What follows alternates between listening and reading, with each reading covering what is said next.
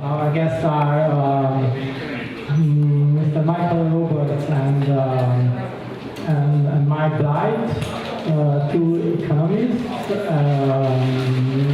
That's very important for us because we started this project in 2012, and even from the very beginning we were interested in the political alternatives and especially the economic crisis.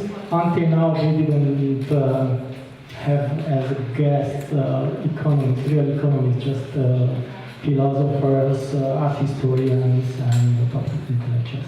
So, but it's not my role to talk about the project. We have Alexis Soletan, who is basically the coordinator of this conference series. He will introduce also our good friend and also very known author and theorist Cornel Ban, who will moderate together with this series. So that's it.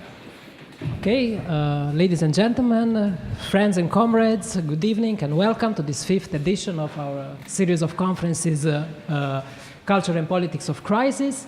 As Otil already said, this is the 5th edition, but a rather peculiar one, since it is the first in which we have political economists as guests, and actually two of the top political economists of our time, whom I will try to shortly introduce. Unfortunately, one of them couldn't be here today, so you got me instead. Well, I'm actually going to write that down. Okay, so at my left we have Michael Roberts, who is an economist based in London, author of the Long Depression in 2016 and the Great Recession in 2009, and who also blogs at our source of daily Marxist economic analysis, thenextrecession.com. Further to the left, in terms of position at the table. It depends on the day. Exactly. We shall see. Yeah. We have Mark Blyth from Brown University, US, also author of various books such as The Great Transformations, 2002, and Austerity, The History of a Dangerous Idea, 2012, which has also been translated in Romanian 2 years ago, and whoever wants to acquire it can get it right here. Or you can read the room. Yeah. And besides our two distinguished guests, also as a moderator with me, we have another distinguished guest and a close friend of ours, Cornel Ban from Boston University, author of in Romanian Dependența și Dezvoltare, published at TACT, and in English, brand new book, Ruling Ideas, How Neoliberalism Goes Local. Published at Oxford in 2016. Okay, I won't talk too much right now. I will just explain how this will go. We'll have an opening presentation from each of our guests. We started with Michael Roberts and then Mark Blyth, not longer than 15-20 minutes, I hope. And then we'll have even less, maybe. I'm taking his minutes. Okay. And then we have a dialogue between them that Cornel and I will try to moderate, and then we'll open the discussion to the audience. And the idea is to finish everything by 8:30 the latest. Okay. So your questions also will have to be very, very, very, very short. Okay. And now I think we can proceed. Yeah, Michael Roberts. You want to? Yeah. First, let me apologise for speaking in the language of Anglo-American imperialism, but it now works very well everywhere, and other languages are no longer important, and so it makes it easy for me, at least, not to learn anything else. Now, Mark and I discussed how much time we're going to take. He thought maybe we should just go for a quick general discussion after an opening presentation by both of us. So I've agreed to that, and I will now only speak for an hour and a half with about 50 slides, which will enable you to have plenty of time to ask any questions. But I will, if I can get the right one, where are we? Yeah. Sorry, it's me up.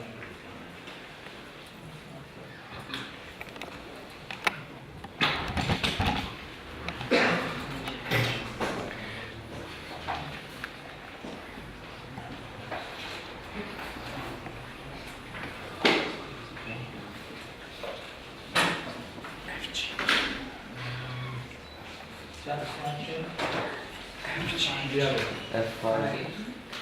Project? F5. F5, sorry, yeah. Voila. Here we go. So, the subject of the discussion today is Europe, economic crisis, political alternatives. And really it's about, if we think about the idea of Europe as an economy and as a political entity, has it a future? Where has it gone over the last 50 or 60 years, and will it continue in the same way that it is at the moment, and how will it might change, particularly in relation to the crisis that we've had globally in the banking crash and the financial crash, and then eventually the huge recession and slump in production and incomes and employment, which has hit most of the major economies of the world, not all, but most of them. And particularly in Europe, where we've seen a severe economic and financial crisis, which has exposed all the flaws and divisions within Europe as a political and economic entity. And yet we go back to the end of the war, Second World War, we know that after a war between the major European powers, which turned into a world war across the globe, we have an attempt by many of the leaders, the elite in Europe, to try and find a way to avoid that forever in the future. The idea of a united Europe, a Europe of peace after the war. Two great ideas came through, particularly from the social democratic leadership that is developed after the war, namely that there should now be peace in Europe, and there should be an attempt to unite and integrate Europe into one political and economic entity. And the reason for that was also the attempt by European capital, particularly French and German capital, to begin to develop an independent force economically against rival powers, particularly the United States and Asia later on. The idea of European capital being not just subservient to American capital was also part of the process of trying to unite it. The Americans helped to re-establish European economic reconstruction through the Marshall Plan, through grants and loans, which redeveloped industry and re-established capitalism, the capitalist basis of Europe, rather than allow it to be taken over by communist and socialist movements which developed after the Second World War. And their aim was to drive Europe into one united entity under the leadership of French and German capital, and bring convergence economically between the weakest countries, the weakest capitalist countries, and the strongest capitalist countries. And if you see the period here, the graph shows from 86 to 99, real GDP per capita, we see that in some ways that was having big success. Portugal grew dramatically, Spain grew even more than some of the advanced countries, or the leading countries, France and Germany. Not all. Italy, a big capitalist economy, did not do so well relatively. But there was some measure of convergence, and in particular, after the collapse of the semi-fascist regimes in Spain, in Portugal, in Greece, and the establishment of democratic rights for people to decide their futures, at least at the ballot box, and not be subjected to military oppression, that also meant a leap forward for many of those economies. So we did. European Union went from a common market, a customs union, into treaties to integrate Europe on a trade and capital basis. However, once we get to the period after that, where they attempt to go further in integration towards a European currency, a euro currency, at least on the countries that apparently have sufficiently converged, then the result has been not convergence. We have seen divergence. We have seen this slope of this graph is basically to say that those on the left-hand side of the graph, blue and red lines, did better than the average in the European currency area, and those that did worse are on the right-hand side of the scale. And who are those on the worst? Italy, Spain, Greece, Portugal. In the middle is Germany and France. And the countries that did best were Ireland, the Netherlands, Austria, Finland. So we had divergence. We didn't have everything coming towards a nice straight line, or horizontal line in this case. We had divergence between top and bottom. So the basic aim under a capitalist Europe to bring about harmonious convergence between the weakest countries, bringing them forward economically towards the strongest countries, has failed within the Euro countries. It's been a bad and disastrous error. This is a quote from the IMF. Basically, it's saying that Euro area countries that had low capita incomes in 1999 when the Euro started did not have the highest per capita growth rate. And yet that was should have been one of the aims of bringing about harmonious economic unity. And if we look at the winners and losers on this, we can see that in this period since the Euro began, on the left-hand side, who has had the biggest growth? Ireland, relatively small country, but also Germany, relative to the Euro average, while right down the other end, Italy's growth rate has been 21% less than the Euro currency average. The divergence has been huge. And more importantly, from my point of view, if I want to look at how well European capital is doing within the nation states within the euro currency, namely, I like to measure the profitability of capital in the private sector, the business sector. If I look at this, I can see that since 1999 to the point of the crisis in 2007, Germany's rate of profit for its private sector capital rose nearly 18%. On the other hand, Italy's fell by 10%.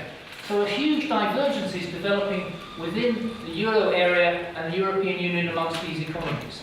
And then we had the global crash. Growth came drubbering to a halt. And beneath that, in my view, which is a key point I make in my book and elsewhere, is that what lies behind this global crash was a downward tendency in the profitability of the private sector, the capitalist sector of all these major economies, including the United States. For me, we live in a capitalist economic world. The public sector, the state, does not control investment and drive investment. It's driven by the decisions of big business about whether they're going to be profitable or not, whether they can gain profitability out of further investment and expansion.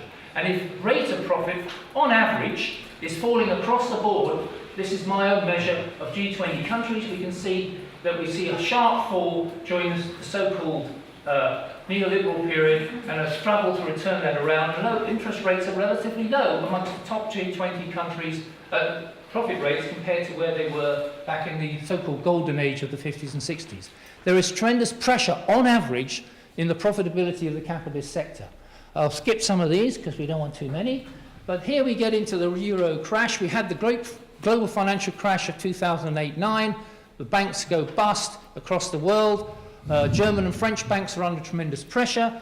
This also leads to serious recession, slumps. Many countries that have been expanding at huge rates suddenly are turned topsy-turvy and come crashing down on growth and find that they're lashing out on government spending and borrowing, which they're finding it difficult to finance or to repay the people who are lending them money.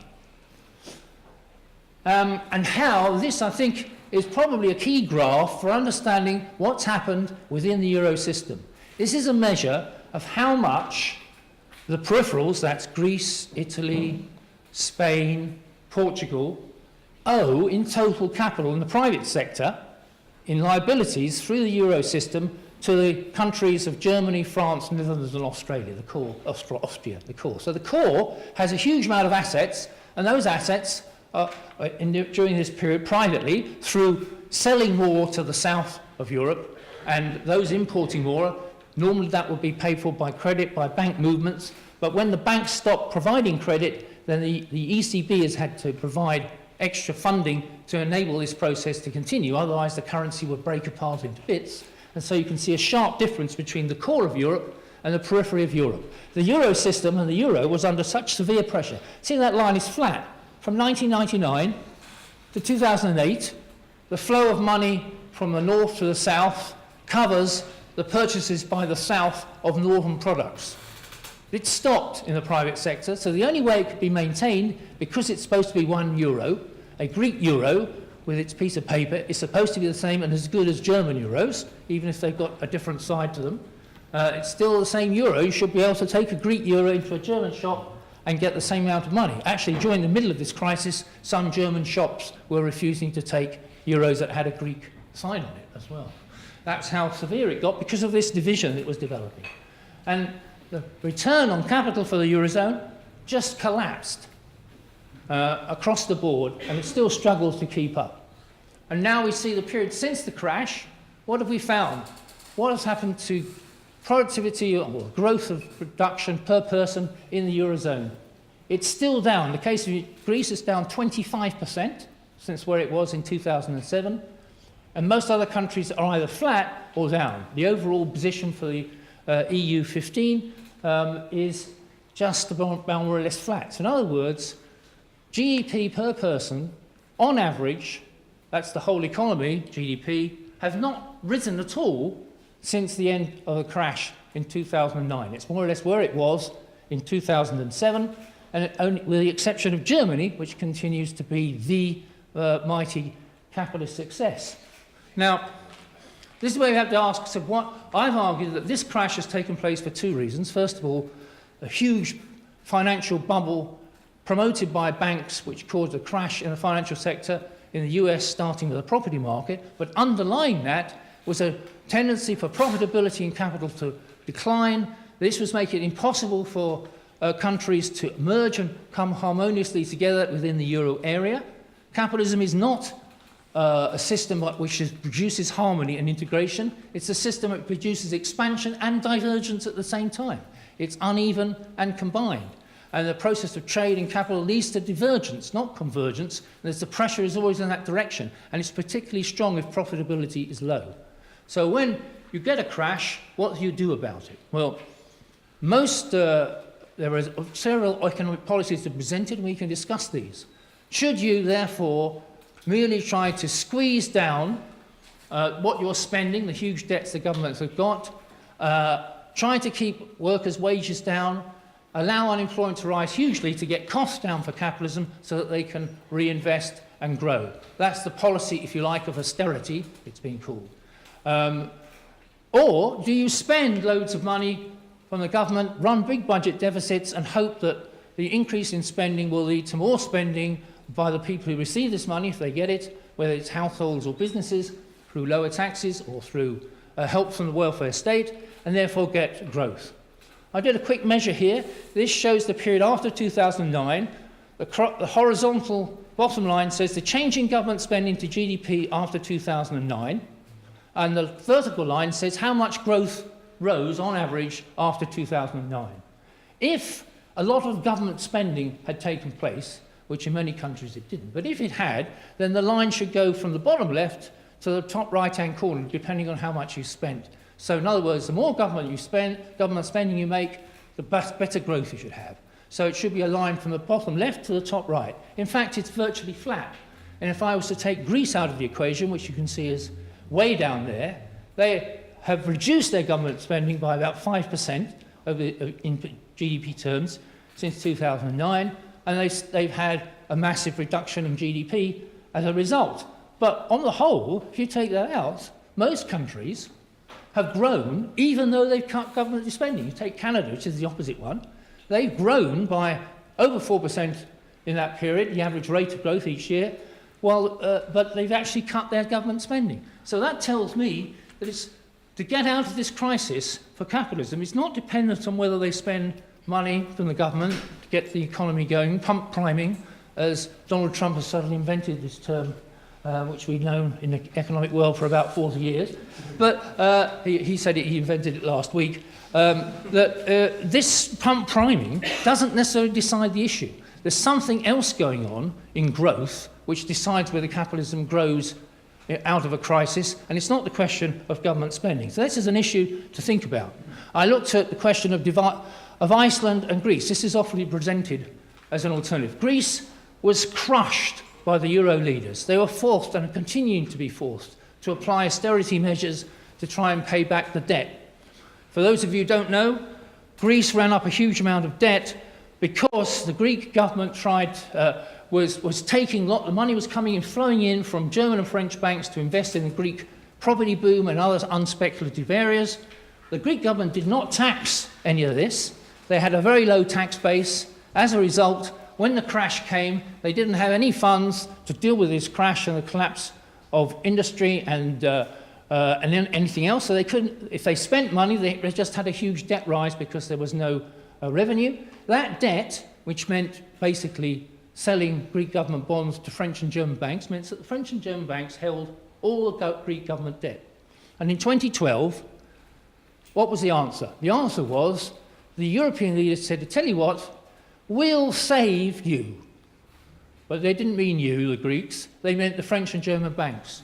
We will do a deal by which the French and German banks, the money that they have spent and hold in Greek bonds, we'll pay them at a 90%, 90 cents in the dollar. We'll give them back. So they only have to take a haircut of 10 cents. And all we'll take on the loan. So now the Greek government owns everything to the European leaders, to the IMF and the ECB.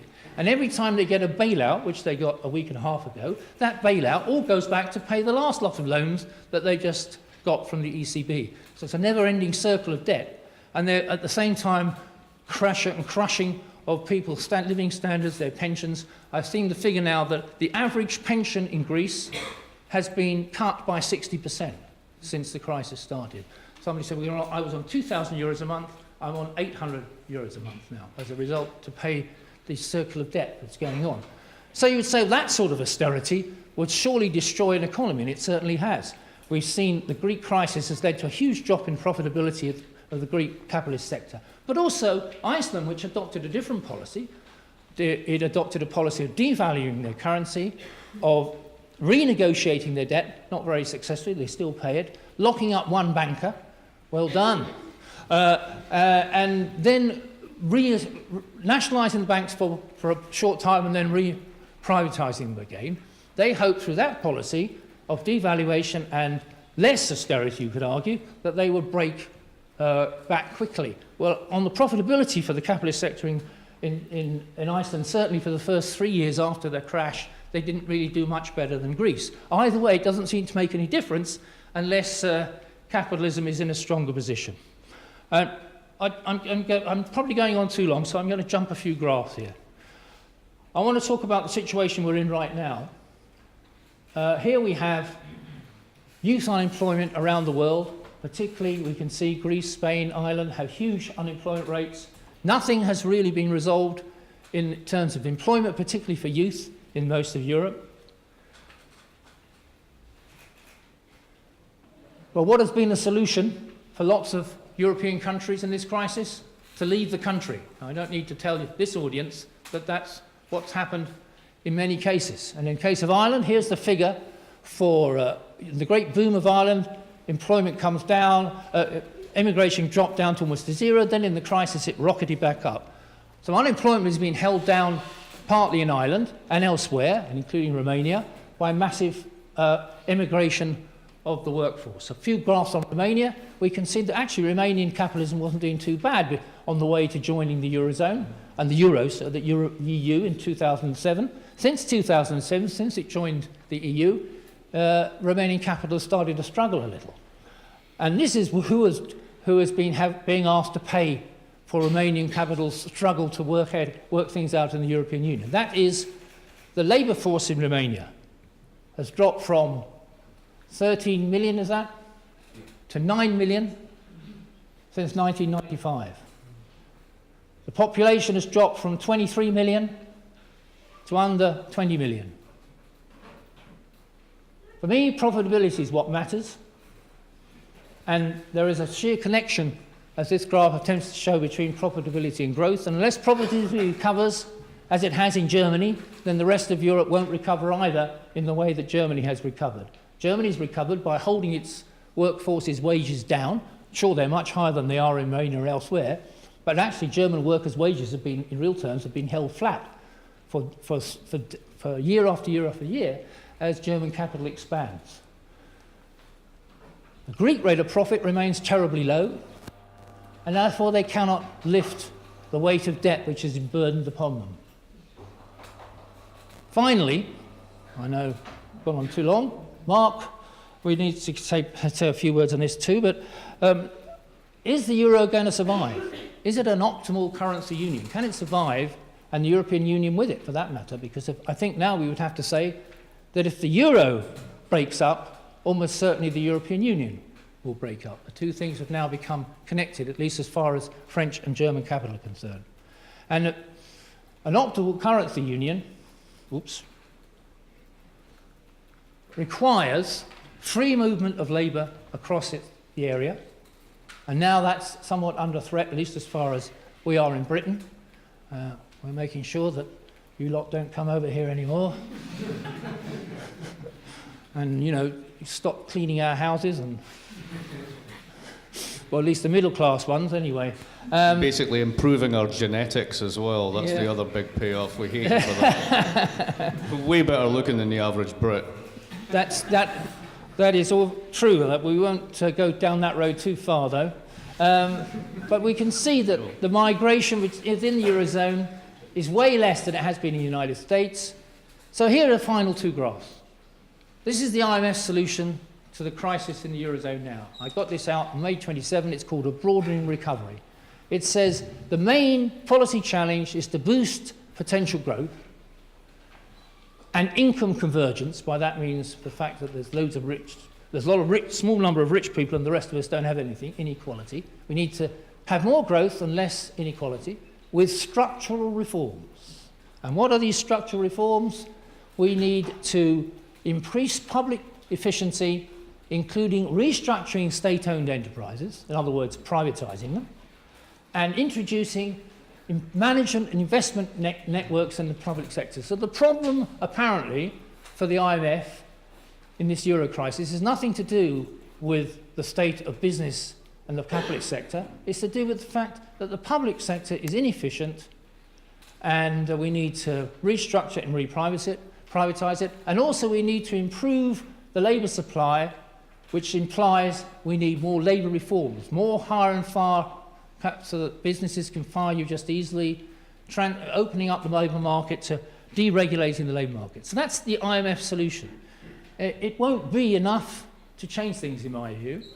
And perhaps we ought to be looking in a different direction to bring us all together on the basis of a plan for investment and growth.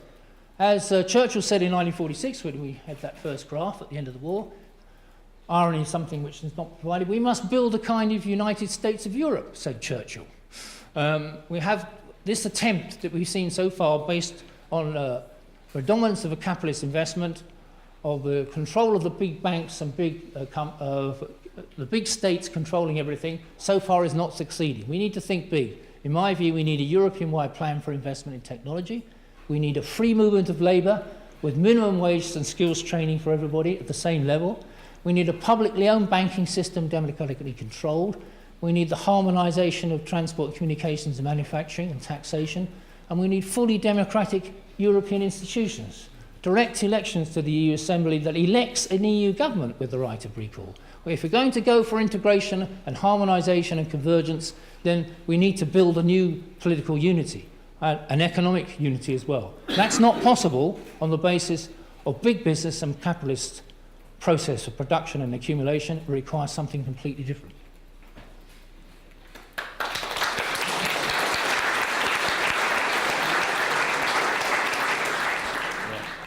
And then, well, I'll tell you where there's a couple of things I disagree on. So here's the minor one, right? The little regression line with Canada simply doesn't work. Canada's 80% tied into the US economy and was considered a haven asset in the crisis because their banking system didn't have a crisis. So they bought a lot of Canadian bonds. The bond price went up, the yield went down, and used the difference to create fiscal space.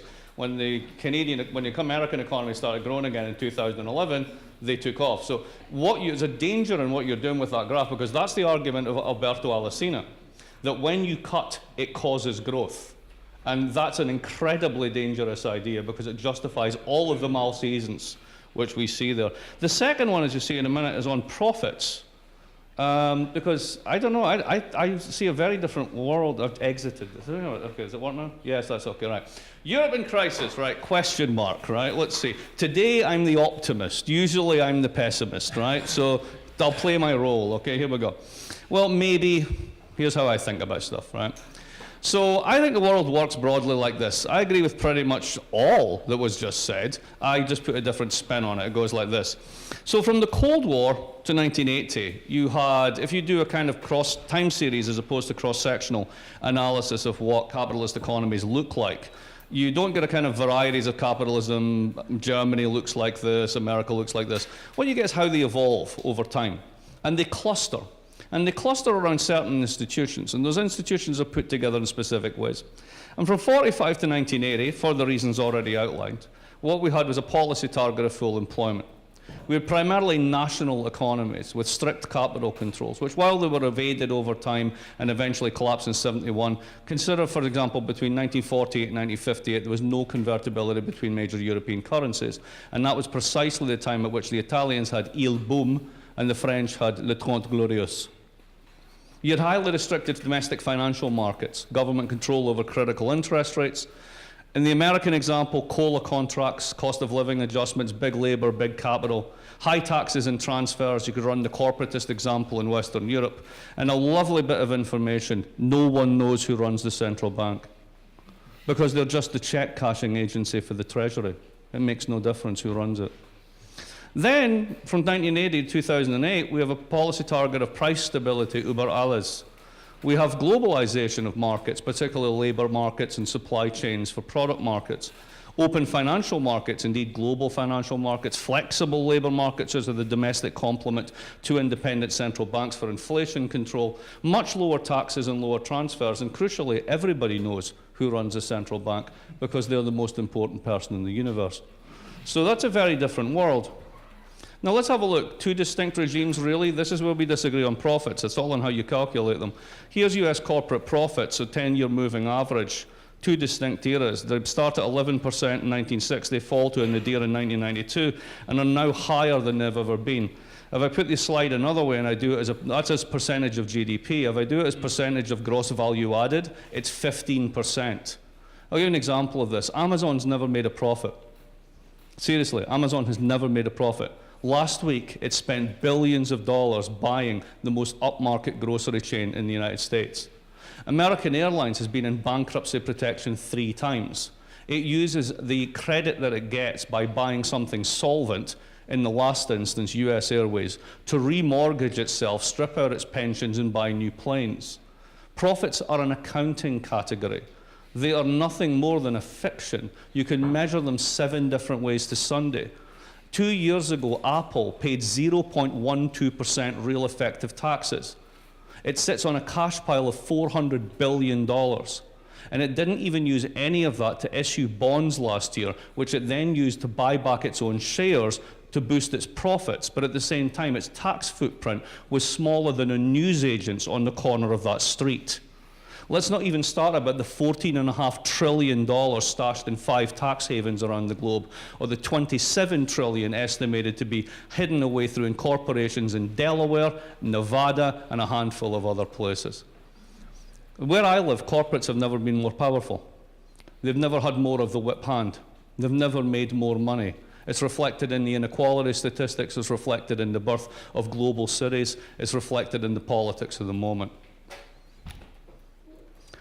Here's inflation. That's the exact opposite. There was a crisis of profits in the 1970s. Kalecki got that bang on right from the start. And that crisis basically began to be addressed with the neoliberal revolution in the 1980s. And as you can see here, there's the US CPI up and up and up and up and up, basically until the Volcker shock, and then down, down, down, and down all the way down. I'm going to have more to say about that because I think it's incredibly important. And then the third one is treasury yields, and this is just perfect. Right? So what is a treasury yield? It's a hedge against inflation. So what you're seeing there is the yields are going up because the inflationary threat's going up, and then it goes down and down and down. It's a perfect symmetry between the 2 periods. So what ended the first one was, as Kalecki said, inflation. When you basically increase, when you target full employment long enough in a closed economy, you will generate inflation. You will bid up the median wage, and those at the top end of the wage distribution will essentially gain rents and mobility at the expense of capital. Capital can only adjust by pushing up prices. You get a price-wage spiral. Welcome to stagflation in the 1970s, capital strike, the whole thing. It also destroyed the value of paper assets. The reset on that was these guys, neoliberal politics, and also the rise of independent central banks and globalized labor markets. And we ran that system out for 30 years. That was the neoliberal order. That one also ended in 2008. It's just that nobody's told you. This is debt and leverage ratios of all the banks in all the countries that got into trouble. You can't really see it from there, but let me just give you one on Iceland. Why Iceland didn't do so well? Well, let's have a think about this. Iceland's GDP is a mere 8.5 billion. One bank, Kaupthing, had 623% of debt in its banks, its banking system, as its asset base. It was 6.23 times the economy in which was hosting it. That's not that unusual. We found out in 2012 that Deutsche Bank, good old safe Deutsche Bank, was running operational leverage of 66-1 on an average Tuesday on a capital base of less than 2%. They were basically the world's largest hedged, unbacked, totally hedged, unhedged derivatives trader. And we didn't think of it that way. But all of the system became incredibly levered and incredibly entangled and incredibly fragile. And all it took was a bunch of shitty mortgages and some panic selling, and the whole thing started to unravel. But this time we didn't fail the system, we bailed it out. And there's the Federal Reserve balance sheet and the Euro system balance sheet. So what we did is we turned private debt into public debt and then shoved that on the balance sheet of ordinary people in the name of austerity programs. And then we tried to basically refloat the system through providing permanent liquidity in the form of a gigantic central bank put. So far, that has cost $13 trillion in the major central banks in direct outlays for bond purchases and related programs, and another $10 trillion in fiscal support. We have generated worldwide, depending on how you estimate it, between $13 and $40 trillion of negative yielding assets in the process. This is not a system that's doing well. So what happens when you bail out that system? The consequences are a massive jump in government debt. As you can see, debt was going down into the crisis, not up. And then look when it goes up, when you have to bail everything out. Not really surprising, is it? And then here's the real surprise, though, if you're a classical economist or a neoclassical economist, where the fuck is the inflation? Because you have trucked $13 trillion into global money supply. Aren't we meant to have hyperinflation now? Aren't we all wandering around with like wheelbarrows filled with money, swapping them for bread loaves, right? That's the story. That didn't happen. Let's figure out why, because that's the really crucial part of the story. Well, part of it is that euro area wage growth, if you put it in precarious terms, the beta has reversed. Capital share has gone up, labour share has gone down. They're reciprocal. One has to go up or the other one goes down. If you do it in value-added terms, you can even tell a story where both the capital share and the labour share goes down, but profits go up. It's a volume effect rather than anything else. And then the one on the right basically shows you the black line is the one to pay attention to. Essentially, labour share of GDP right across the OECD hits its high point in 1972, right when the inflation is at its height, and then falls all the way down now to just above 58%. So that's what's happened. Labour got screwed. The world got financialised. When it financialised itself to the point that it needed to be bailed out, it did so on the back of the global taxpayer, and the global taxpayer is paying the price. And the only thing that's keeping it afloat is massive liquidity injections and bond purchases. Now, here's the real problem behind all this, and I'm going to show you the best graph in the world. You ready? This is from the Japanese Cabinet Office's economic advisor, who was the PhD advisor of this guy, Tomonori Nari, and he gave it to me. And this is global real interest rates since 1350.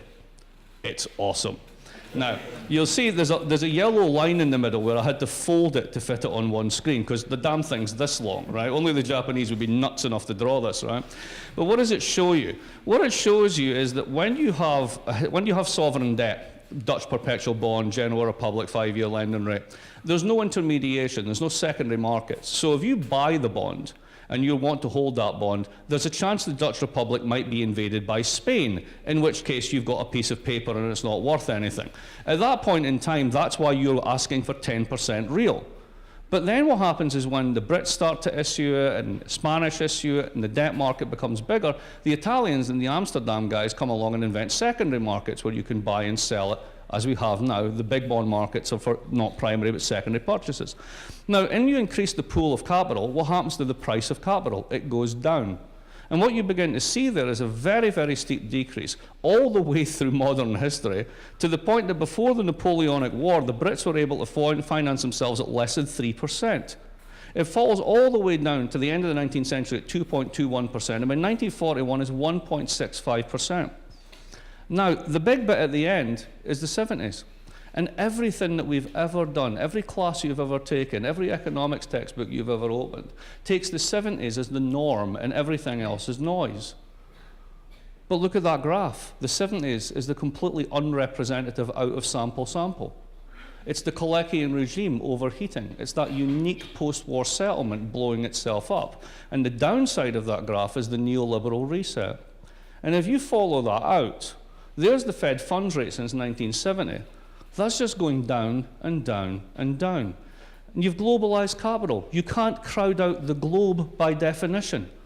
If profits are high and capital doesn't consume or invest because it can do so because it's screwing workers and it's got globalized supply chains, so even if the margins on the individual firms in the supply chain are low, the corporate profits back remitted to the main organization are fantastically high. Apple takes home 40 cents on every iPhone. 6 cents stays in China, for example, right? Then you're living in a world whereby you've got long-run mean reversion to zero. That's the world we live in. Now, let's put this in concrete terms, away from the economic. What does it mean? It means that if I walk into any supermarket in the United States, every single piece of fruit, every single vegetable has a sticker on it, a PLU. And that PLU was put there by hand. How cheap does labor need to be for that to be true? We live in a world where we constantly hear about robots and technical change. And apart from a few apps that dot on our phone and annoy us from time to time, where are all the robots? And the answer is very simple. If I'm making 12% real or 15% according to GPA, why would I bother investing in all this technology when labor's so damn cheap, disorganized, and I can screw it into the ground in the first place? So I have a world in which the cost of capital is zero. It's got a giant central bank put under it that guarantees that no matter how many negative yielding assets on the long end of the curve I generate, I'll bail it if it gets into trouble. That encourages me to take my risk-adjusted investments and shove them into Turkish equities, to put them into Romanian factories, to push out into the periphery, which if you're coming from a low basis is actually good because your wages are actually rising in real terms because I'm able to keep a lid on it in Germany, exactly as you showed. So we have a world which is very, very old. It's just that we don't recognize it because we generalize everything from this period of high inflation and deflation, which is completely unrepresentative. This is the normal state of capitalism. Get used to it.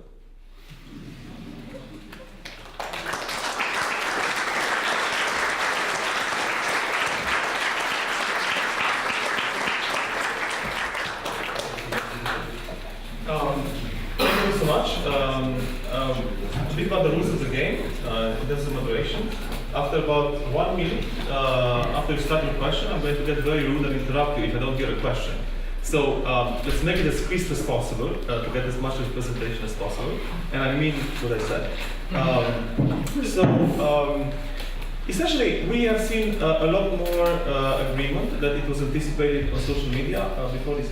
It's like I'm some kind of apologist for capital that is coming in or something. It's very weird. And we did see disagreement though when it comes to the issue of capital and its position on profits. And remarks were made about both sides of the Atlantic. The question for our speakers is, what is the end game in your view?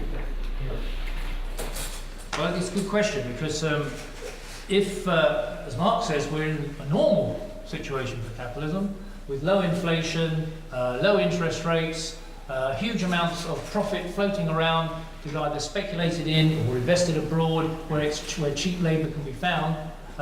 This would suggest to me that if it were normal, how do we go from the normal to the abnormal back in the 1970s? And are we now everything is fine? Does this mean that in some way we are going to have growth within the European Union as the weaker countries start to get the investment for using their cheap labour coming up from the bottom, or are we going to have a new speculative bubble which leads to another crash? I'm not clear exactly where this leads, and I think that's the issue that we need to discuss. On the two areas that Mark raised in disagreement with me, first of all, was the question of profitability. Mark showed you graphs which shows the share of profits in the US total profits, corporate profits against GDP, or value added against the sales made by the corporate sector itself, and they have been at very high levels. Those margins are at very high levels historically. So the question we'd have to ask ourselves is, why is investment so low relatively to where it was before as a percentage of GDP in the US? Why have we had if this is the situation, why has there been a crash anyway?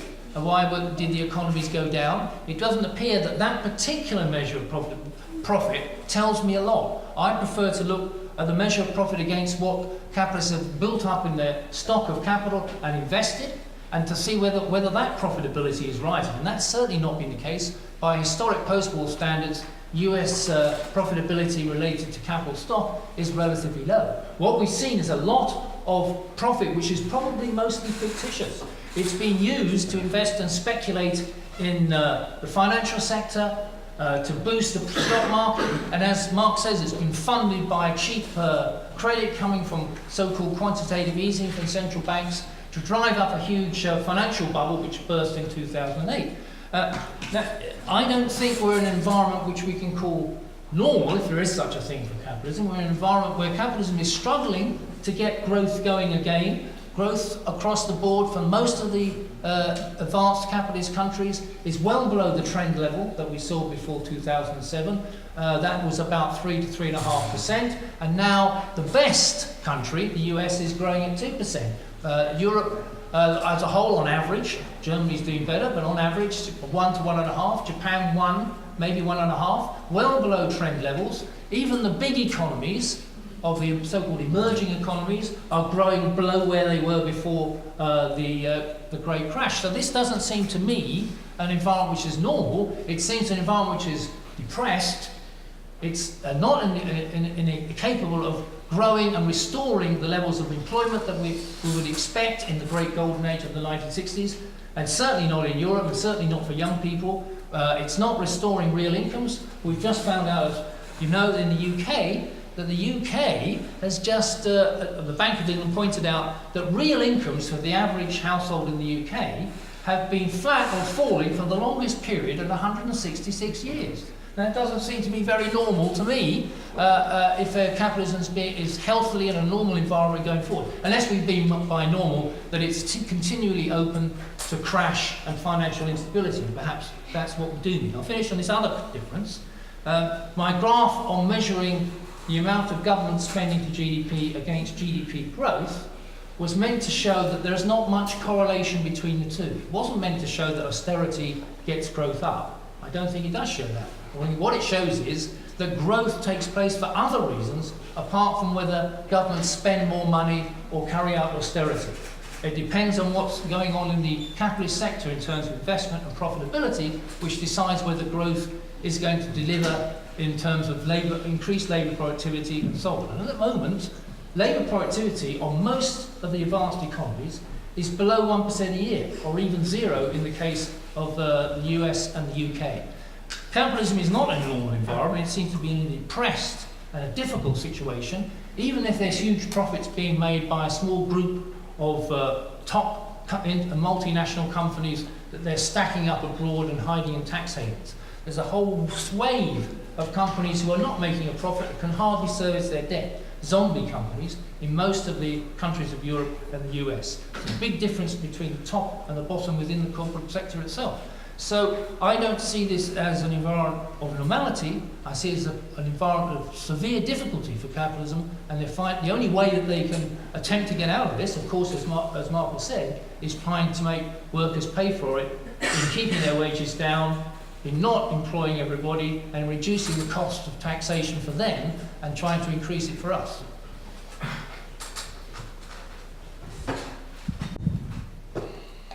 All right, so I'll say it is normal. We'll just pick it up there. And that's what I mean. That's what I mean by normal. Yeah. In 1945, the United States had 50% of global GDP and 60% of the world's capital. That was a historically unique phenomenon. There's never been a moment like that.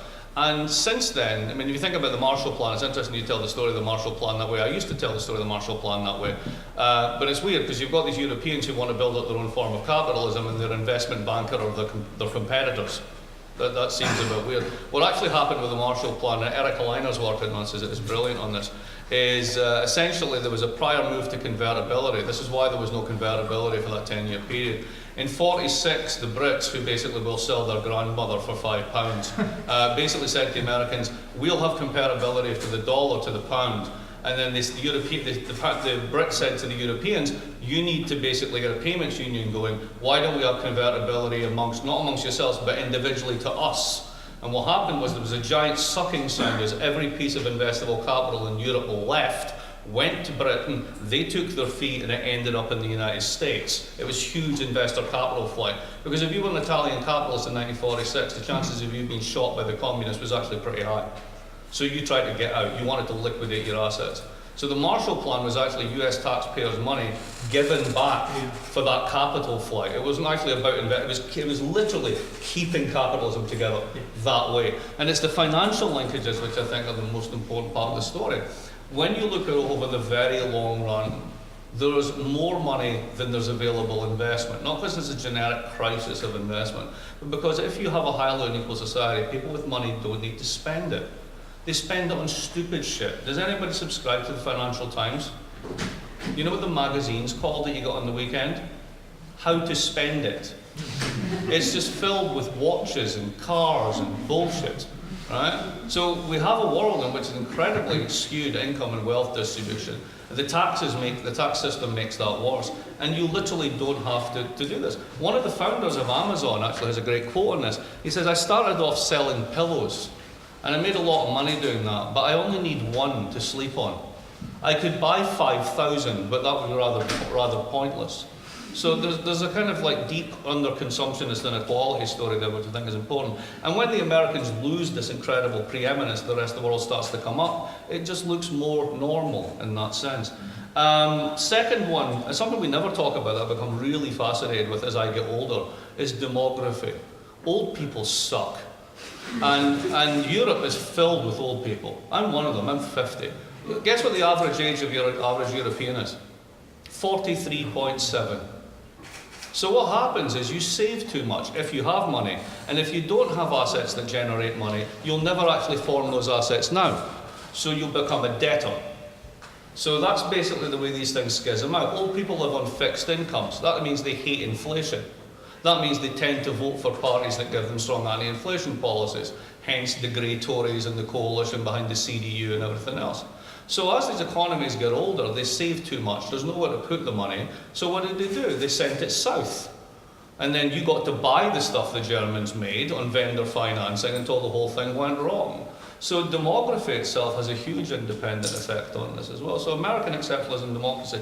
And the last one is, and this is why another aspect of low investment, how do you calculate service sector productivity? I mean, if you do it by an output method, then it doesn't make sense to me why bankers get paid what they paid. It doesn't make sense in general, right? But there's deep productivity issues in this in terms of how would you it's not marginal contribution to product which determines wage. You can't easily add capital to a service sector job to increase productivity. You can't give everyone a giant set of shears for hair cutting and we all got our hair cut in a line of 500 people. That doesn't make any sense. So when you have economies like the American economy, the British economy, they're over 80% services, right?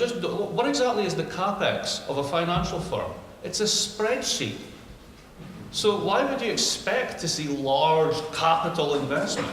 That type of capital investment is going on. It's called China. It moved. It went elsewhere. And as a consequence, 1.2 billion people who were below the incredibly meager $2 poverty line of the World Bank have in the past 30 years gotten up to $4,000, $5,000, and $6,000 per capita. So remember the Branko Milanovich's elephant curve? Yeah. It's good to be the elephant's arse. The only thing is we're stuck on the trunk. And we're not the whole elephant. Okay, I guess it's... shall we open the... Yes? Yeah, they all came here for something. So, we'll open the floor for questions from the audience. Anybody, but just keep them short, please. If nobody will take the opportunity yet, I will. You didn't even wait. I know, isn't it so again? That's why we Because I see both of you come back to this period, which both of you define it as exceptional, the post-war period.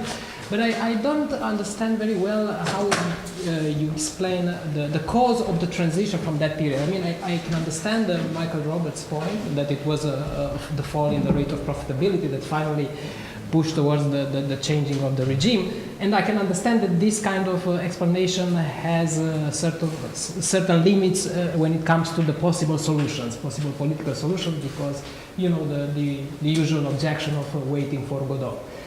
As for your narrative, I can't identify the cause, if there is a deep cause, a fundamental cause that led to this change of regime from the national economies of the post-war period to the, I mean, besides, I don't know, conjectural or exogenous factors like... No, I actually agree. It's a crisis of profitability. I'm completely in agreement here. The 1970s was a crisis of profitability, because what you have to look at is the risk-adjusted rate of return on assets over time, which is only determined by two things: the time discounted value of money, the risk-free rate. What would I get for putting this in bonds, right? And bonds are on the floor, and you've got high inflation. So in that world, if you were making 7% and suddenly inflation goes to 8%, you're on -1. And if you run this out and you begin to think that those inflationary cycles are going to spiral up, then there's 0 point in investing. But why did inflation go? Inflation went up because you had relatively closed economies, and when you target full employment as a variable for 30 years, particularly when you have strong unions, then capital share has to go down. In Piketty's terms, beta, right, the capital labor share it's a has to distribution go. between It's profit totally, and wages. absolutely. And therefore, the pressure of workers and on full employment drove up inflation. Drove up inflation. And squeezed profits. And it has nothing, the monetary story of inflation, that's part of that graph I showed you, like 13 trillion of interventions and is wrong. There's no inflation because we have globalized labor markets. And when you have globalized labor markets, if you don't like your wage, I'll take it to China or wherever else, or just the threat of that keeps it down. For German unions, they still have strong unions, but exactly as you said, right, the wages have been compressed. Why? They know that globalization starts 60 kilometers outside Berlin at the Elbe River. It will be here in a week, right? Which is pretty good for you guys, but pretty crappy for them, right? So once you're in that world, right, it's a completely different ballgame. And once you blow the ability of the national economy to generate inflation out, right, you have a system reset which is very much like the old system of capitalism, not the golden age. The golden age was a unique experience, and it was made possible by things we haven't mentioned: the existence of the Soviet Union, the very real idea that socialist planning could actually work. The very real idea that workers' power through, for example, the wage earners funds in Sweden could socialise capitalism on its own terms. These were critical threats to capital, not just as an economic formation, but as a social formation. And they rebelled. And it started in the late 70s, and they finished the job by about 1990. Do you think it's an accident that Alan Greenspan looks like Yoda? I mean, I'm just pushing it. And he was right about everything. Hard to see the discount rate is. So there, I agree. Well, let's not reach the agreement too soon now. I see a hand raised there. How do you see the role of the extension of the EU towards Central and Eastern Europe in terms of economic crises, or in terms of the cyclical nature of capitalism's crisis? Well, I think EU enlargement was an issue. I mean, if we start from the point of view that the purpose of the EU is not actually, from the point of view of capital anyway, to bring Europe together in peaceful harmony. That was obviously war, which should be avoided between European nations, which is important for capitalism just as much as it is for the rest of us. But the main reason was to establish a new powerful economic bloc and financial and investment bloc in the world, which could take a bigger share of the total profits away from the 65-70% hegemony that the US had. The US was, European capital, French and German capital, was going to carve its own share out of this globalized and developing world, and to build that share on the basis of capitalist investment in not just the core countries of Europe, but also to spread that out across the rest of Europe. And in particular, France was very much in favour of enlargement. And it's clear why, because they wish to have more nations politically in the European Union to give them some measure of control over the German capital. After all, they married with German capital, but it was a fractious relationship, or it could be.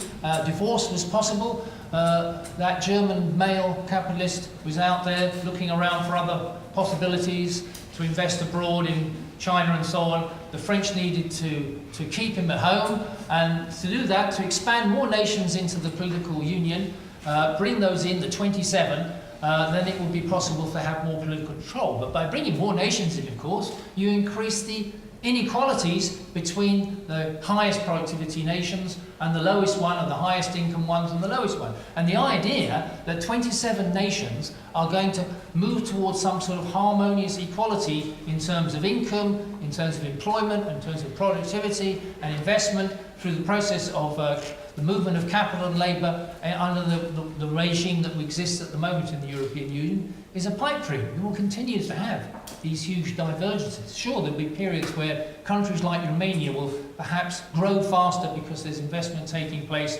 and cheap labour can be applied, can be used by German and French and Italian capitals to some extent to expand that. But it won't change the overall inequalities and therefore the flaws which exist in the current system that could explode apart if we have another financial and global economic crash. This last one was so devastating, you can see the flaws in the political and economic union of the European Union. Now the healing process is taking as slow as it is for me with my current ailment, which I won't go into. It's taking an awful long time, and it's really been a long period of depression before there's been any limited recovery, which you've just seen in the last year. And then what is the prospect? I've raised this point, that in my view, capitalism seems to have regular and recurrent crises, financial and commercial and economic slumps, every 8 to 10 years of varying degrees of severity. The last one was very severe. We're already into the 8th year of recovery since the last one. Now, maybe I'm wrong and it's going to be not normal this time. It's going to go 20 years before we have another slump. We're going to have 10 years of boom across Europe and the rest of the world. I very much doubt that. I think the process of regular and recurring crises is endemic to capitalism, and we would like to have one in the next few years, if not earlier. In that situation where Europe is only just recovering and the weakest nations are still trying to recover from the slump that took place, and a place like Greece is basically being crushed to death. Now, just think how shocking it would be, just when Romania appears to be growing faster, employment's picking up, property prices are booming, it's all looking great, and then you have another slump, and Romania and other small capitalist countries will be the ones that will get hit the hardest. Just a little bit about the politics of this. I've always been fascinated by Eastern expansion because if you're a Brit, you have to remember that the whole thing was classic British divide and conquer. Right? The reason that we loved Eastern Europe and wanted part of the EU was so we could screw the French and the Germans. It's perfectly obvious. The Germans, on the other hand, did the original Eastern expansion in 2004. Pop quiz, to which countries? Visegrad, right. Why? Because they're all white and most of them speak German. It was a way to solve the population problem. This is the demography one. Germany has, next to, was it Finland before their pension reform, the second highest or highest replacement rate on final pensions for private sector employees. And in a world in which your interest rates have collapsed back down to 2%, it's very hard to make 7% real. So one of the ways you can do this is by importing people who will pay massive amounts of consumption taxes and income taxes. That was the point. You were basically there to pay for Otto's pension and his retirement. Unfortunately, nobody was paying attention to the gross financial flows in the banking sector behind that, as the whole European banking system became one giant banking system that was under-collateralized and over-levered. So when it went bang, we are in the world we are now. So essentially, what does it mean to bring them in? You guys were brought in for political reasons, and then it became economic reasons. And then in the crisis, you were the test case for the original version of austerity in 2008, 2009. And then since then, you seem to be leading the way out of a recession. But exactly as you just said, tends to have a slump every 8 to 10 years. Don't hold your breath. Okay, more questions? Sorry? Yeah. Hi, I'm Florin Buenaro, and thank you for your talk tonight. I have two questions for each speaker, very short ones, and they relate to the question of profitability again. How do you respond to this argument of accumulating wealth and increasing inequality that Piketty and others made? Basically, you have this secular tendency of accumulation of wealth, concentration of wealth, and increasing inequality. And if this transfer happens for the upper classes, for the 1% or even less than that, why would they need to invest in production if transfer is happening? I mean, why would it be the purpose of still having capitalism and having all this process of production going on if this transfer, for whatever reasons, we don't know, or maybe we have ideas about, happens? So, yeah. Mark? All right, so I actually want to answer the second part of that. I'll give you one little bit of it, right? So guess how much it costs to go to my university for 1 year? $64,000. 1 year. We get 17 applicants qualified for every available place. We give crap financial aid. The global 1% is very, very rich. And it's very determined to pass on every single bit of its wealth intergenerationally to its kids. And it does that through a series of elite institutions, which then give you access to elite internships, which then give you access to elite jobs, such that they become a self-reflective, self-perpetuating clique.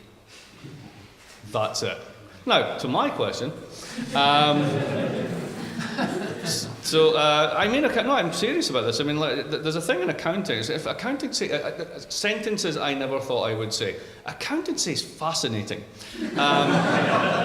But for example, there's a thing called goodwill, right? You know what this is just the biggest pile of bullshit ever, right? So a tech company buys a food company, which is what just happened, right? And somehow you have to make those assets congruent in the final balance sheet. So you just get this category called goodwill, and you go, 2 billion, way, there you go. So you've just taken 2 billion worth of value and moved it from one side to the other. You just made this up.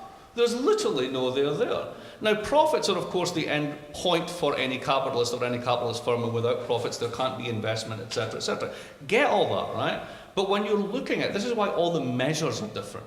Right? You're using the Kalman method, I look at gross value added. They all tell you different stories, right? The different ways you look at it.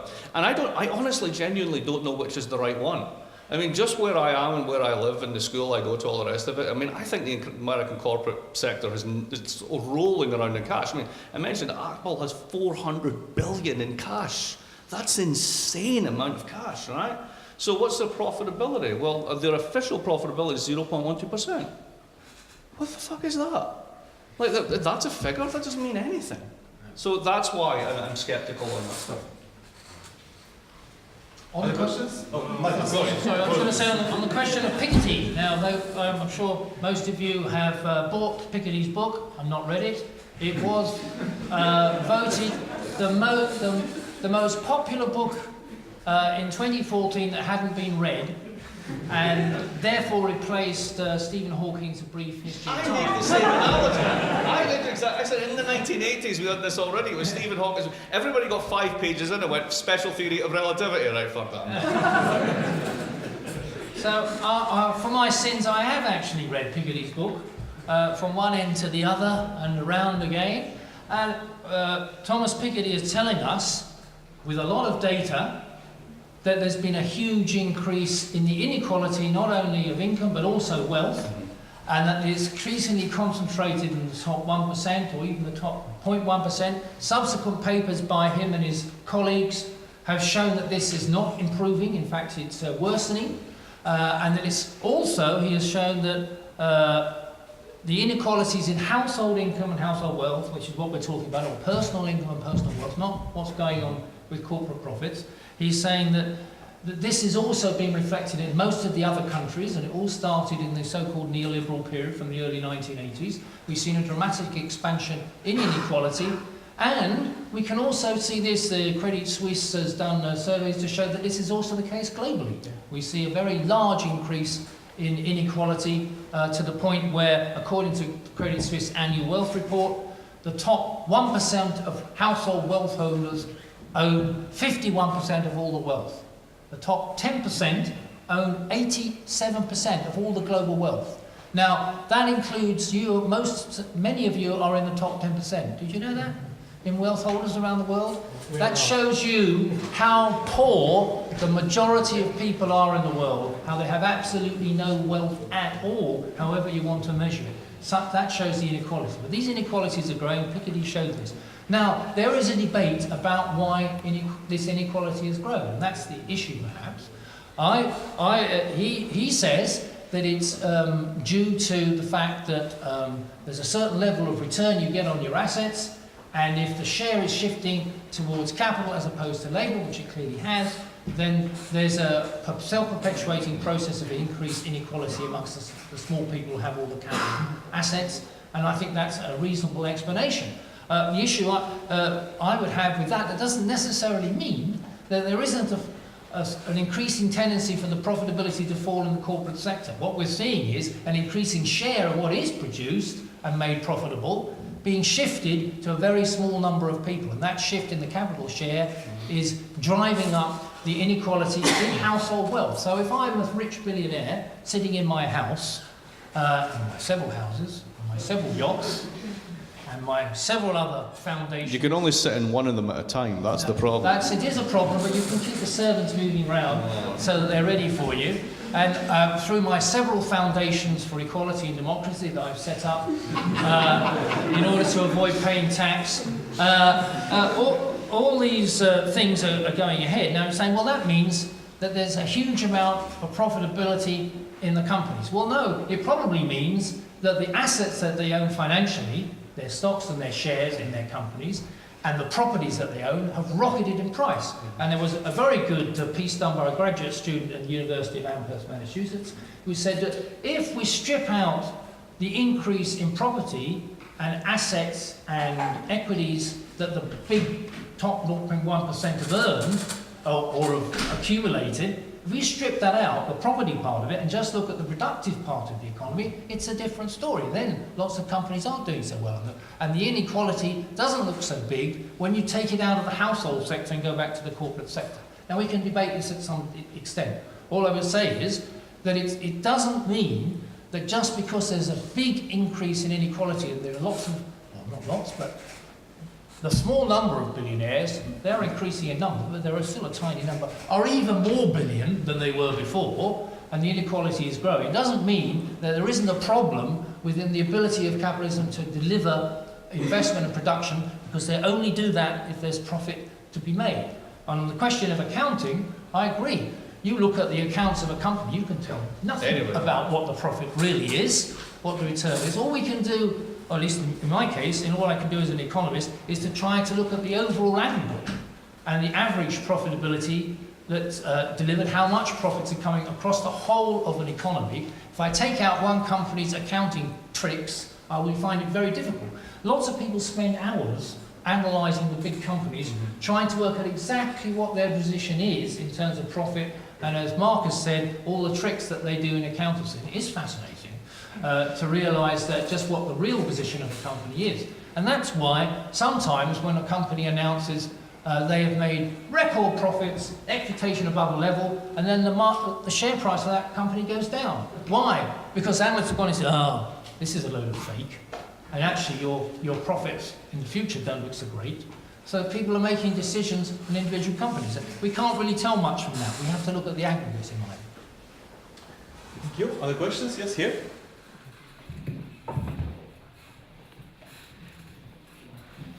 Hi, I guess I'm going to switch the discussion to another direction, maybe. Let's take a more practical standpoint, starting from this fiction of profits. As you all know, workers all over the world are trying to get a bigger share of these profits as wages. Now, if profits are calculated in 16 different ways, and none of these tell the true story, how can one trade unionist formulate, I don't know, correct, valid points in order to convince, in a discussion, the capitalists to provide more for the workers.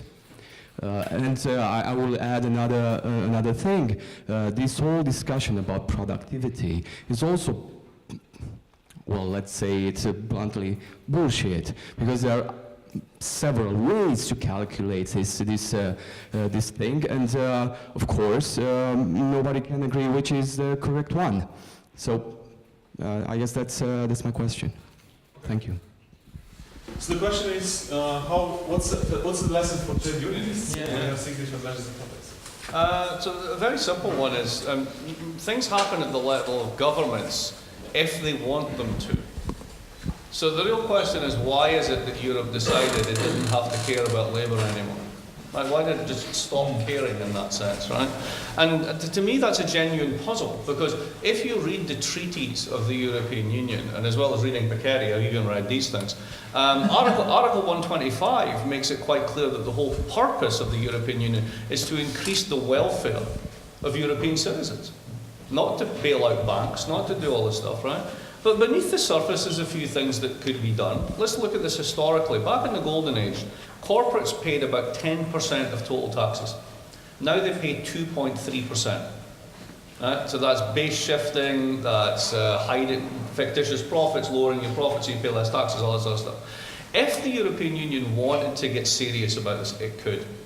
It's actually relatively easy to do. You basically have an intergovernmental agreement that says everybody has Ireland plus 3%. Everybody's 15% and everybody collects the taxes. And if you want to opt out, it's very simple. You can opt out, but then we'll put an import tariff on you if you try and sell in the EU, which is what Trump is basically doing with the border tax adjustment. Now, we can say, well, that's against free trade and all these things, right? But the point is, there are things that can be done, right? Common base erosion, going after companies stashing their stuff in tax havens. There's lots of ways to increase those revenues. And what can you do with those revenues? You could basically retool the relationship between unions and labour markets and skill formation. And we could really invest in that, so that what you've got, and partly what you have in Romania, is the lucky legacy that you guys had is loads of good math schools. There's a reason the transmissions for Mercedes are getting built here and shipped out elsewhere, because of good technical skill base. Well, you can build on that and have wage-led growth. Ireland grew because of wages going up in the export sector, which was primarily pharma and high-tech exports. So, there are bits of Europe that actually understand this, and then there are bits of Europe that are heavily conflicted on what to do about this. And the role of politics is to put pressure on the right place so that we're all singing that story. This is not a mystery. A lot can be done, it just lacks political will and leadership. Thank you. Yes, 2 questions.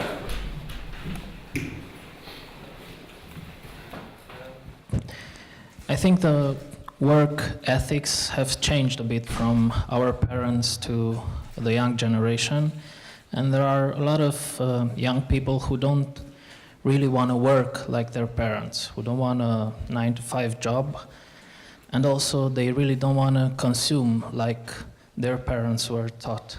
How do you see this playing out for capitalism and also for socialism? Well, as I understand the question, I hope you're not suggesting that all us young people, including myself here, are lazy, good for nothing. No, they're not content with a 9-to-5 job. They're looking for meaning, whatever that means, for meaning in their jobs. Yeah. Marx used to call this alienation.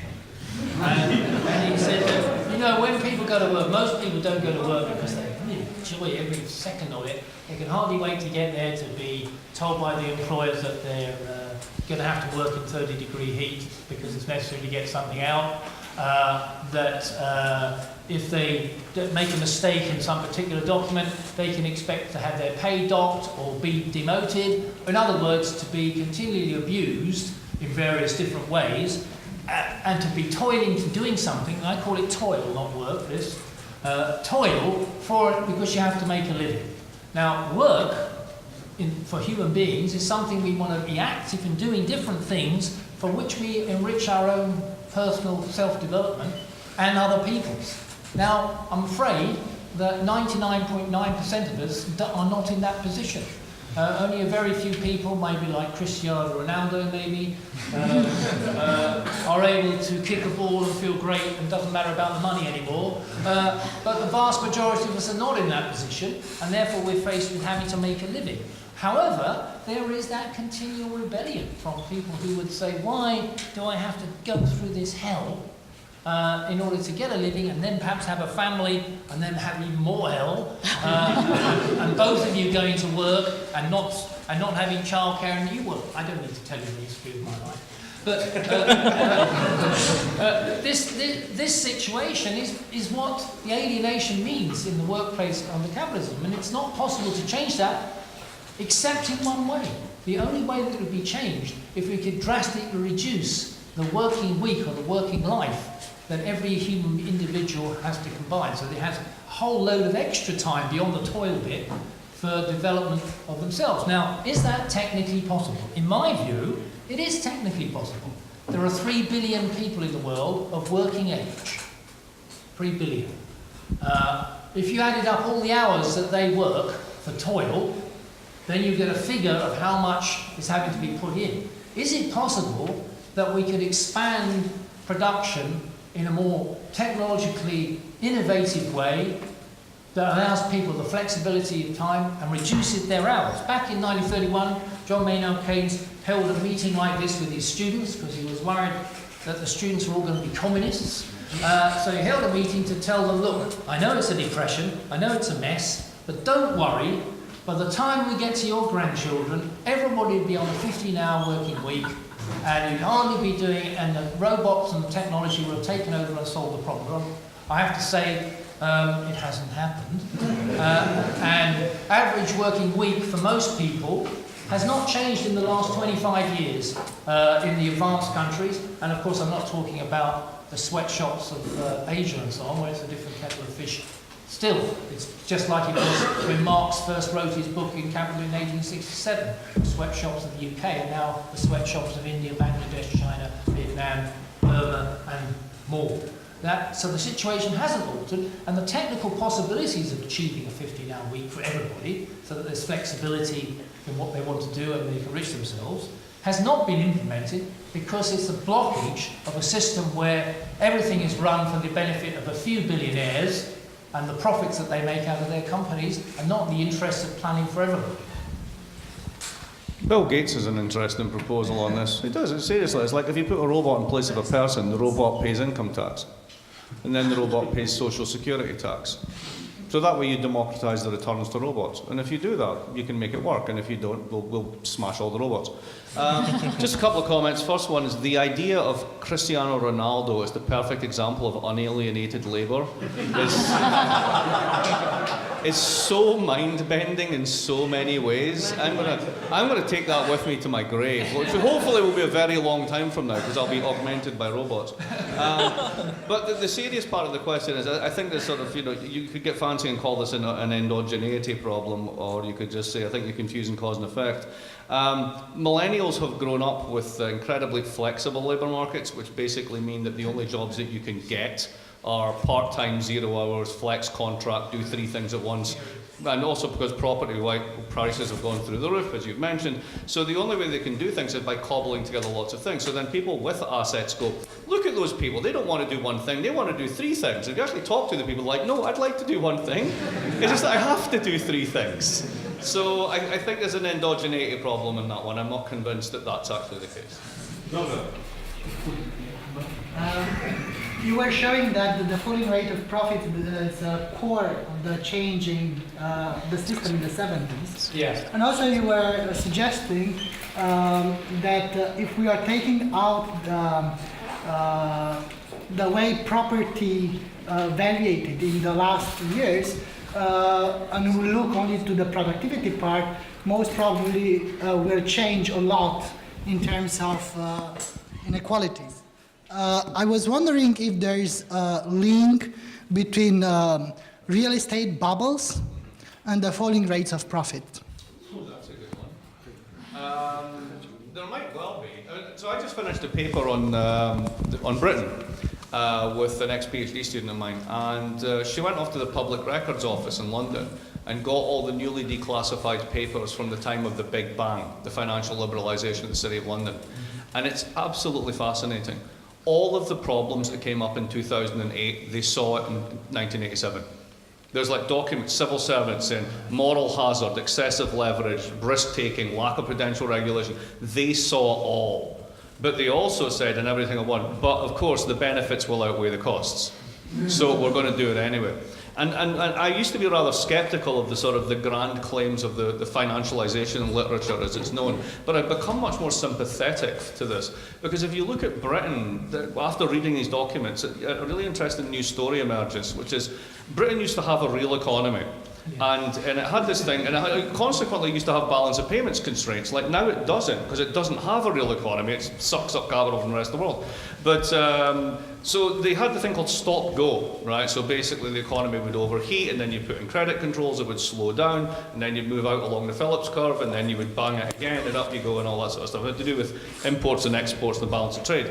And that stopped sometime in the 1970s. And the Great Reset, and this is what comes out of the research of this paper, is how central the liberalisation of finance was to Thatcher right from the start. Right? I didn't realise it. Maybe other people realised it, but I didn't realise it. I mean, once you basically say, okay, let's sell all the council houses, let's sell social housing to the working classes, well, where are they going to get the mortgage finance? Because the mortgage finance is done in a savings and loan type institution called a building society, where you have to show up with a 30% deposit.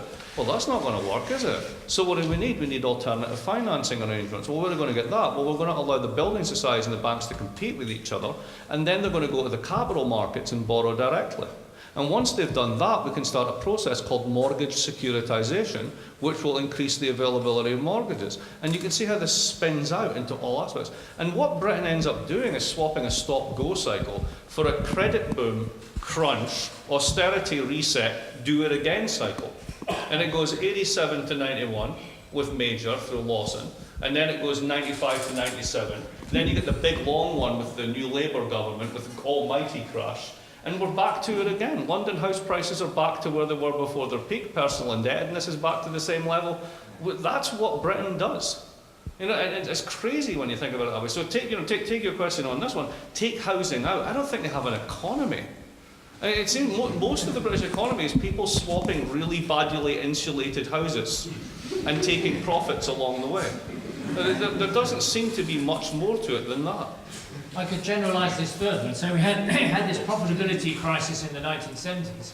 One of the solutions that capitalists come up with is to find profit in the unproductive sectors, to increase financial speculation, to make profits, gains from buying and selling stocks, which is pure speculation, a hedge fund model, and also to invest in unproductive areas like household property. And if we can't finance it, then we create fantastic new instruments of financial mass destruction, as it eventually was called by Warren Buffett, in order to create the conditions to make profits that way. So beneath this huge boom in financial profits, we continue to struggle, particularly in the case of the UK, as Marcus pointed out, in the profitability of the productive sector, which was hidden until we get to the crunch when the financial crash reveals and exposes the position. Britain is the classic, now, rentier economy.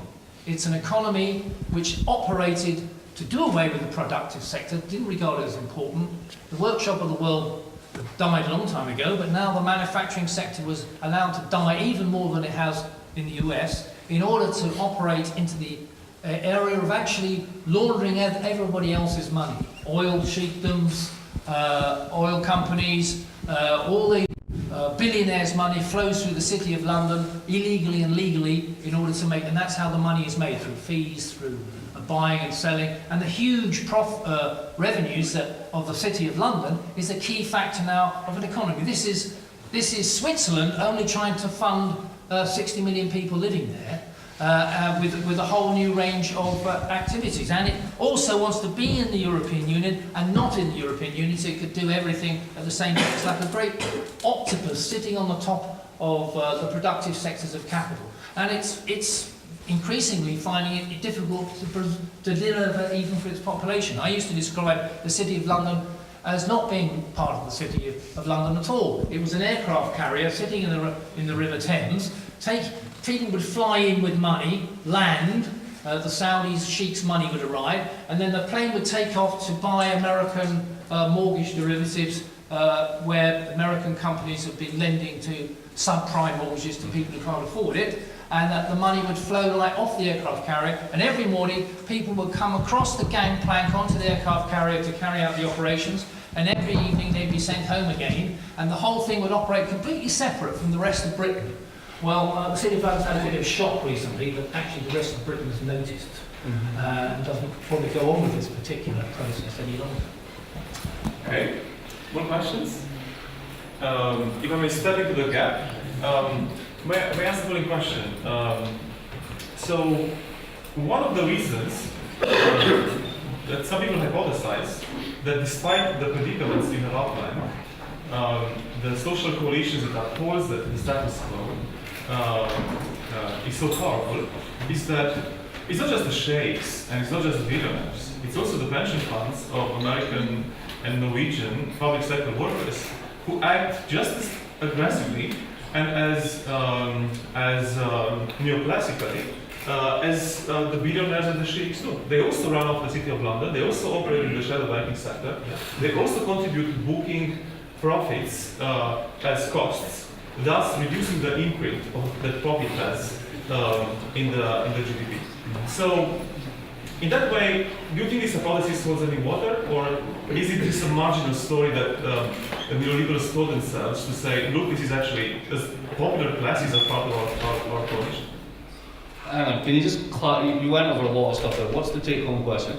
So, because I had one at the start and then I lost it halfway through. Yeah. But I mean, you guys just talked about the top 1% and top 0.1% being the beneficiaries of this, right? And many economists say, actually part of the winners of the financial sector, the financialized capitalism that you're describing, are the pensioners and the financial organizations. Yeah. So therefore, in the golden age, it was easier to bust labor and to create a different social coalition than today. So this is not just anti-capitalism versus the people. The people are also part of the capitalist coalition. Yeah, so like CalPERS is the largest pension fund in the world, California Public Employees. And CalPERS is firmly against austerity policies. Because when you throw public sector workers out of office, when you get rid of their jobs, the funds coming into their pension fund goes down. So they have a rather different way of thinking about, the problem of budgetary austerity. They far prefer devaluations, because that's essentially defaulting on someone else rather than internal austerity moves. No, this is okay. Qualification of what we're saying. We're getting a little bit carried away there. If you do the what's called the PAYE data, the pay-as-you-go taxation, City of London only really constitutes about 3% of all taxes, right? If you do it as gross value added, at its peak it's about 11%, it's now about 9%. So it's not the tail wagging the dog. The really important part of it is the wider story with shadow banks, etc. But also simply, I could show you some slides on this, is where did all the leverage for those banks go? Right? So you have to remember the way that banks work. What you call an asset, they call a liability. Right? And vice versa, and it all sums to zero. So you have a house, and they have a mortgage. They like the mortgage. You think the mortgage is your liability. If I don't pay this, I'm screwed, right? And you think you have an asset, a house. A bank has no interest in owning a house. It only wants the income stream from the mortgage. So the assets and liabilities have to match, right? That's the key thing. Now, what happens when you basically have wage stagnation over a long period? Well, I remember when I was 1988, I was working in Virgin Records when they still had Virgin record stores. And I was getting paid the princely sum of £2 an hour. Yes. And all these people, and I was at university, and all these people were coming in, there were kids my age, right? And they all had credit cards. It was incredible. I'd never seen anything like it. And they were like £100 on this and £200 on that. And essentially, if you look at it, if you can get them off Eurostat, you can find it anywhere, or World Bank. Look up credit to the private sector as a percentage of GDP over time. And what you've got in the US and the EU is 160% and a 200% increase over 20 years. So wages are stagnant, prices are going up. How do you fill in the gap? Credit, which was the bank's assets, which is the leverage that went bad, which ended up on the public balance sheet. So we are all financialized, right? It's not just the sheikhs, it's not the millionaires row. That's part of it, the most visible part of it. But most of it is the fact that I'm walking around now with 2 credit cards, which I think are probably $25,000 each. So I have $50,000 worth of credit in my pocket. That's fucking insane. And that's normal. So that's where that, you know, to go to your question, that's why it matters in that sense. We've basically been filling in the gap between wages and profits with credit that we'll never pay back. I just wanted to add that I think the question really is, will it, if everybody's workers' pension funds in firms and state pension funds like the Californian State Teachers Fund and so on, they're all gone into speculation. They've been trying to get buying and selling in the speculative market. So aren't we all incorporated through our pension funds into the system, and therefore there's no possibility of providing any sort of class division here because we're all incorporated into it? Well, I don't think I entirely agree. Most of the pension funds operating like this are run by people who are not the workers of the companies or in the state employees. They are the trustees, they're the experts, they've all bring in all Goldman Sachs and the rest of them to advise on where to spend and so on. The best case I think I remember was now the infamous Royal Borough of Kensington and Chelsea in the UK, which had quite a big reserve. They decided the best way, they wanted to increase their interest that they could get, so they started to speculate, and they are advised by an Icelandic bank to invest in that bank because they were paying 12% and the British banks were only paying 6%. So they plunged a load of money into the Icelandic bank, which when the crash came, it all went down. So they lost a load of money for their reserves and for the pension fund of their staff.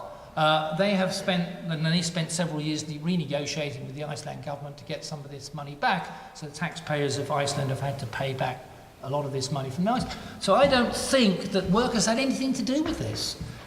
Most workers' pension funds, workers don't realise in the private sector are underwater because the company are not using any of the profits to sustain those pension funds. So there's every danger that they could be in deficit, and there have been several cases where company boards have in the end just defaulted on the pension fund or sold it off when the merger takes place and taken all the money out of it.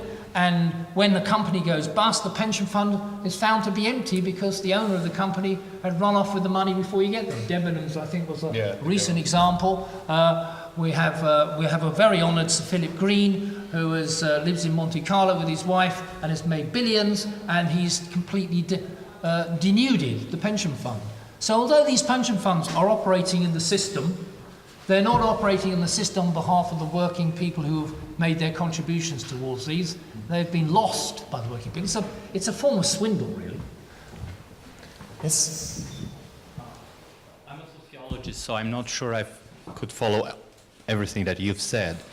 But my question out of your presentation was that, well, we saw the long lines, like especially in your case, that sort of before World War II, we had a sort of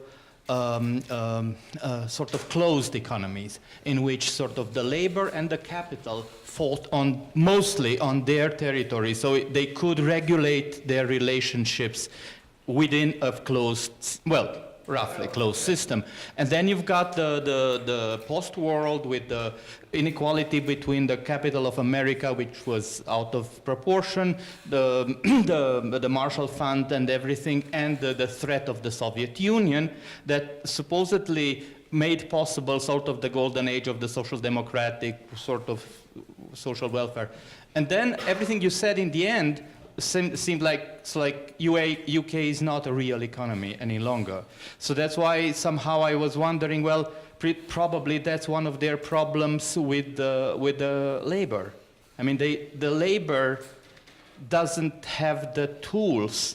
I mean, since they're not producing much, how are they able to fight capital? So then in the new globalized situation, we will have the real workers in Bangladesh fighting with the capitalists in the core. So how are they, if they are I'm sorry for the ontology and stuff, or the real workers, able to sort of try to bring back a little bit of to improve the relationship between income to capital and labor? So the really tragic side of this is the people who are most successful at this are the right. It's not the left. So think of Orban in Hungary. So how does he get traction? Partly he gets traction by politicising the central bank. Why? Because they care more about pleasing their colleagues at the ECB and trips to Brussels and all the rest of it. It's very easy to politicise them because it's true. And they don't give a shit about the national economy. Well, that's probably stretching it. But it's very easy to tell that story.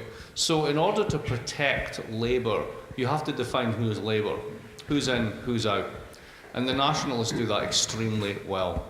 Right, so they have that. So think about Trump, right? Trump is in a sense an attempt to create a little bit of inflation in the United States through what's called border tax adjustments and through import controls, and in that way he will ease the debts of his working class constituents whilst maintaining the share of profits that are going to the corporate sector. That's basically the economic bargain they're trying to strike. The one that we want to do is transnational solidarity. That's really fucking hard. It really is. Because you have to, it's the problem of Hume's little finger. You know the story of Hume's little finger? Oh, 1 million people in China have died. I pricked my little finger. Which one do I care about more? Right? So we're just horrible as human beings about caring about people that we can't see, we can't touch, we can't identify with. And we try as the left to build that coalition. Now, we did it before. I mean, the Second International was pretty bloody effective at that. We folded in World War I, unfortunately. The interwar period was also showed it could be done. And then the successive unions post-World War II, which had international congresses, confederations, the ILO, etc. When there was power in the working classes, then you could do that. To me, the problem is now the working classes don't have any power. So even if we have the identity politics, and we could even believe that with each other, the problem is we have no real power, because, go back to what you said at the start, I can strike, I can appeal profits, I can do a sit down, I can do a work to rule, I can hurt you, you will come to the bargaining table and we will find an agreement. And what this produced was a nice contrarian investment spike, whereby the only way that capital could maintain its profits was continually investing, which is why the golden age rate of investment was so damn high. Right? I got you, you've got me. The only way this is going to work out is if you keep investing. Well, now we've got a world in which we don't need to do that, because if I don't like you, I'll just move your job somewhere else. And my margins are so big, I don't need to invest to make money. So the game's changed. The working classes have no power. That's a problem. Yeah, I would continue very much along the... sorry. Well, I'm a little bit more optimistic than that. If I look at, I'll start with the pessimistic bit. The UK's strike level is the lowest in the history of measuring it. It's way, way low.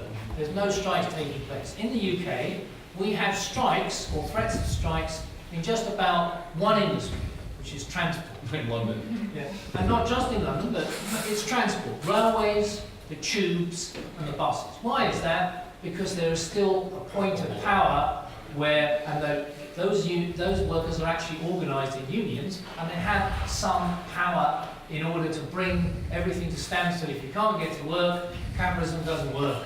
So it's an issue which the government, various governments, is really fed up with. They've been moving towards automating trains, getting rid of guards, getting rid of drivers eventually, and just having automated trains. They're doing away with human labour. That's their project in order to solve this issue. So that's in the private sector. We have other communication sectors which also have power, and they have a potential for being used, but haven't been used yet, but they do have power.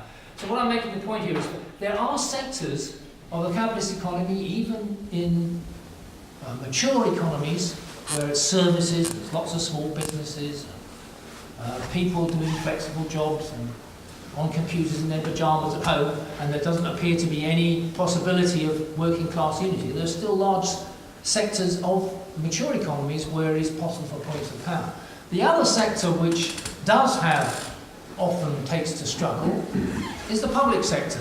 It often goes to defend it, but of course it has no power because it's just being slashed, and its ability to, teachers don't go to teach, and nurses, generally speaking, won't go on strike because they don't want people to die, or other sectors of the public sector take action. It doesn't seem to have much effect. Capitalists don't care whether kids can't go to school. They might get a few complaints in the voting process later on, but it doesn't really hit them. It doesn't hit them where it hurts in their profits and their sales. So these two sectors in most mature economies, the transport and communications sector in the private sector mainly, and the public sector, the two areas where there is still elements of traditional working class struggle, but they're limited. But of course, I would add the other more optimistic point is that the working class of the world has never been larger.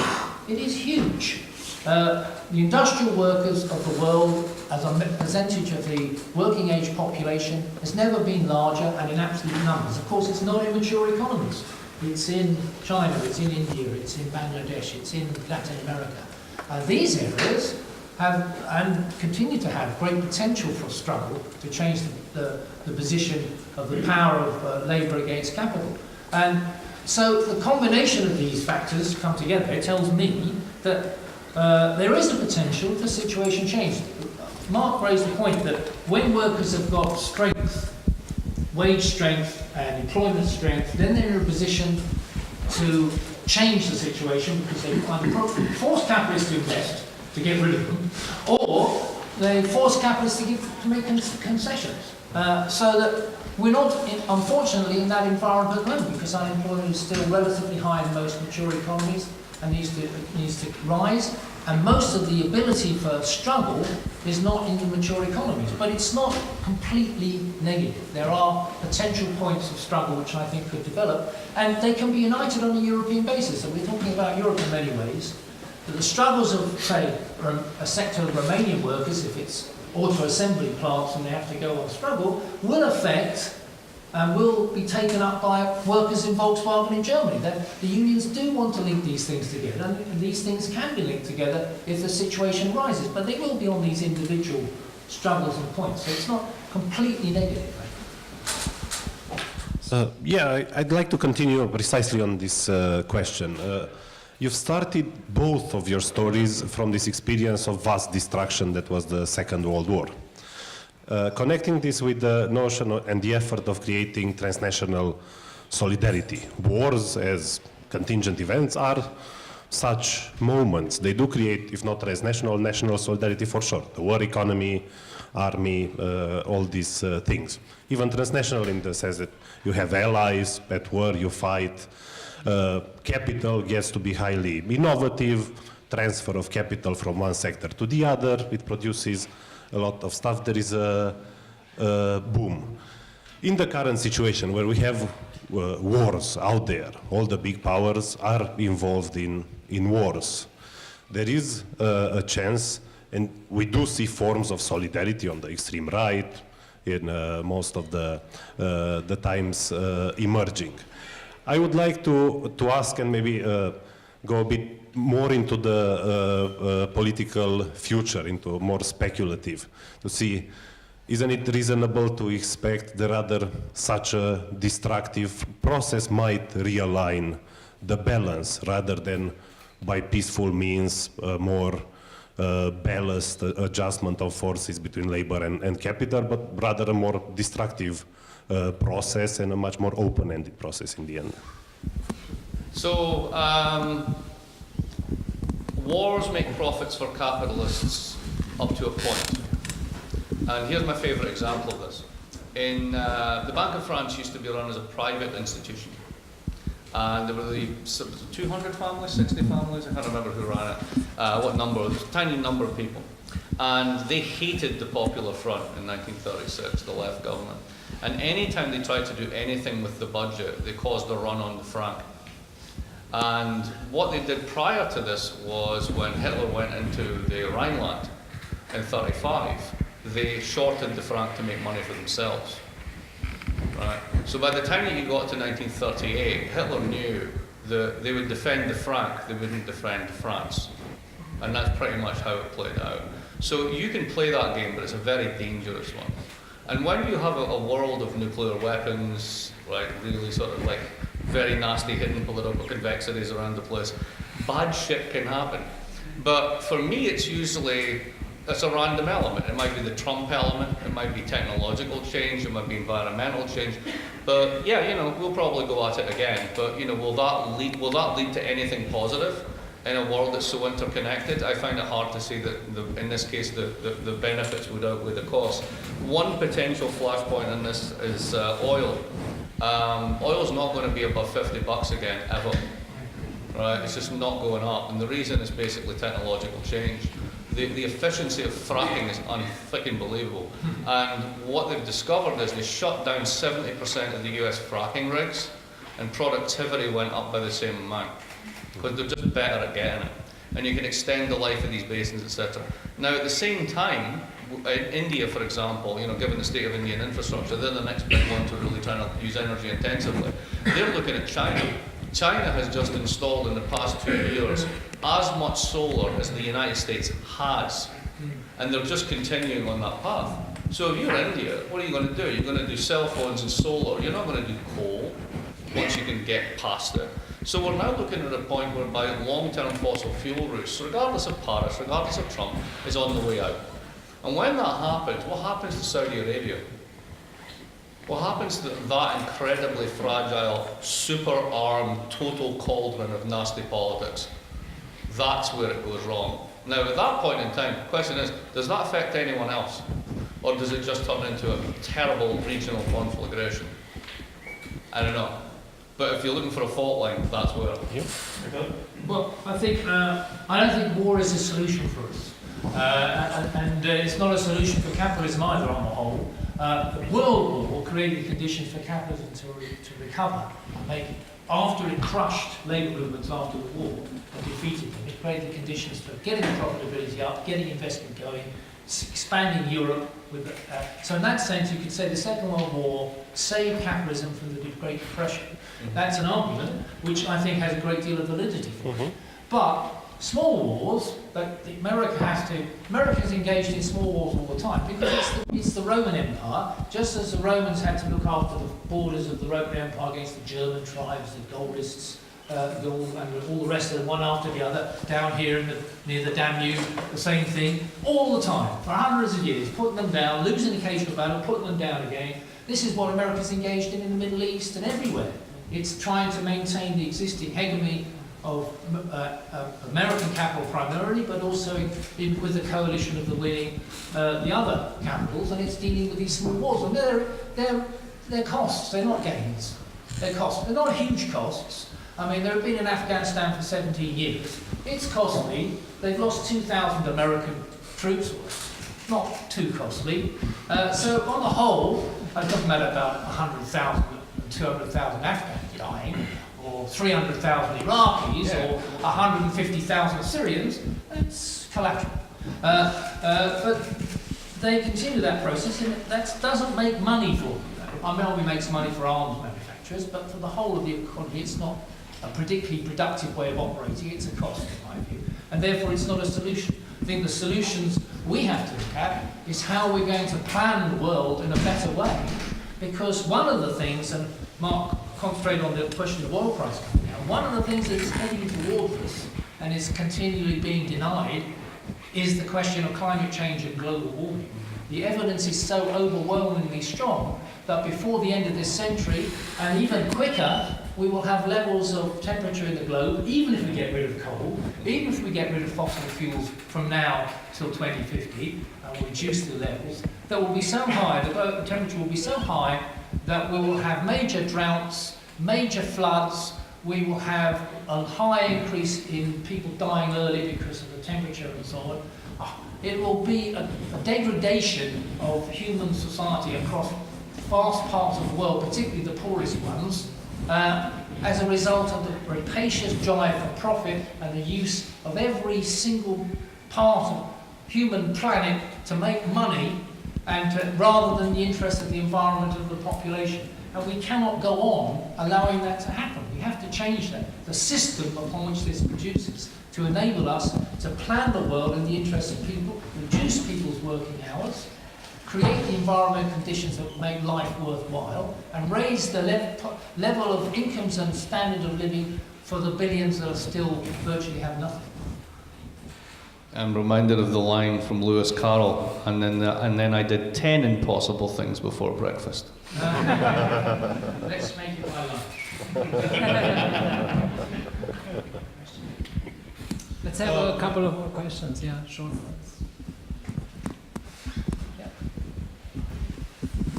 Since it's here, I just want to push you a bit more because the note is very, very bleak.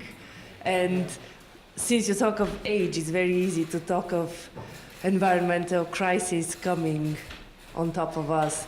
But before that, you'll probably die. But for those who are slightly younger, you are Marxist, right?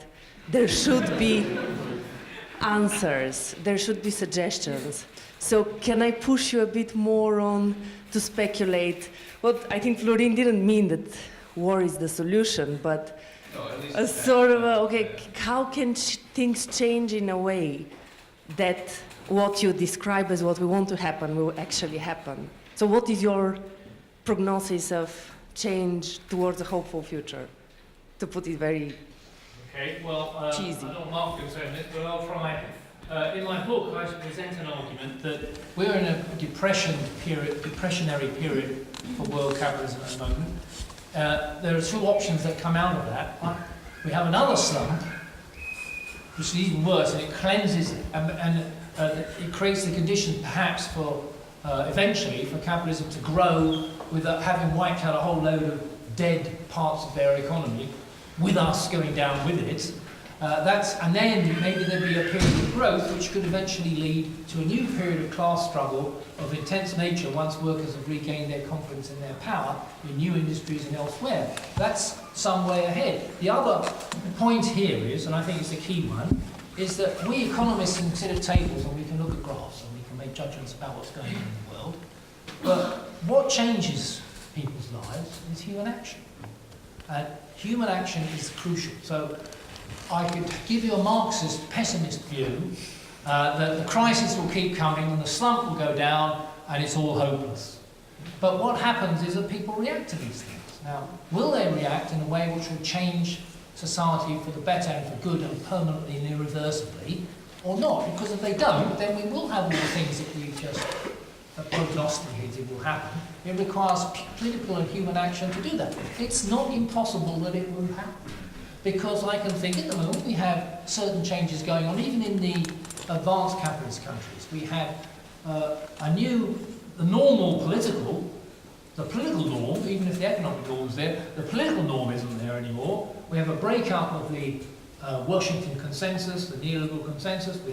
We have governments coming to power who don't appear to be completely attached and getting the message from the city and Wall Street, whether it's Trump off on his own Twitter, or whether it's in Europe, where we have a range of more populist movements taking place, whether it's in Spain, even in gorgeous UK, we now have a Labour movement led by a long-standing socialist of 40 years who suddenly is the leader of the party and actually stopped the Conservatives carrying through their next round of nastiness. So that we have changes that are taking place which they suggest that there's a reaction, that people are not prepared to put up with this forever, and that they will move. Maybe the movement is not so much in having a strike in a factory, it's now more on the political front of changing, if you like, the neoliberal rules forever and reversing that process.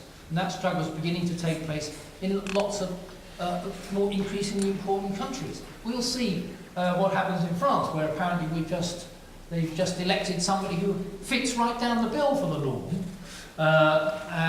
But the reason he fits down the bill is because nobody wanted the two traditional parties anymore, who were supporting neoliberal politics for the last 40 years, whether it's the Republicans or the Socialists. They've been decimated by the moment by the illusion of some sort of democratic wonder boy. That won't last if the French economy continues to be in the depressed state we see it now.